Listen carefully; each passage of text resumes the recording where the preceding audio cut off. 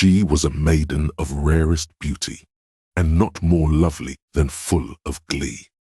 And evil was the hour when she saw, and loved, and wedded the painter. He, passionate, studious, austere, and having already a bride in his art, she a maiden of rarest beauty, and not more lovely than full of glee, all light and smiles, and frolicsome as the young fawn, loving and cherishing all things, hating only the art which was her rival, dreading only the palette and brushes and other untoward instruments which deprived her of the countenance of her lover. It was thus a terrible thing for this lady to hear the painter speak of his desire to portray even his young bride.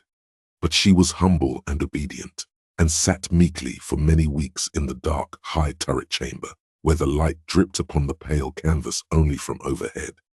But he, the painter, took glory in his work, which went on from hour to hour, and from day to day, and he was a passionate, and wild, and moody man, who became lost in reveries, so that he would not see that the light which fell so ghastly in that lone turret withered the health and the spirits of his bride, who pined visibly to all but him. Yet she smiled on, and still on, uncomplainingly, because she saw that the painter took a fervid and burning pleasure in his task, and wrought day and night to depict her who so loved him, yet who grew daily more dispirited and weak. And in sooth, some who beheld the portrait spoke of its resemblance in low words, as of a mighty marvel,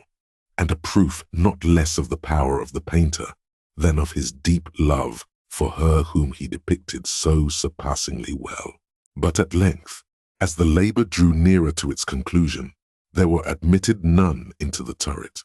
for the painter had grown wild with the ardor of his work, and turned his eyes from canvas merely, even to regard the countenance of his wife. And he would not see that the tints which he spread upon the canvas were drawn from the cheeks of her who sat beside him. And when many weeks had passed, and but little remained to do save one brush upon the mouth and one tint upon the eye, the spirit of the lady again flickered up as the flame within the socket of the lamp, and then the brush was given, and then the tint was placed, and for one moment the painter stood entranced before the work which he had wrought. But in the next, while he yet gazed, he grew tremulous and very pallid, and aghast, and crying with a loud voice, "This is indeed life itself," turned suddenly to regard his beloved. She was dead.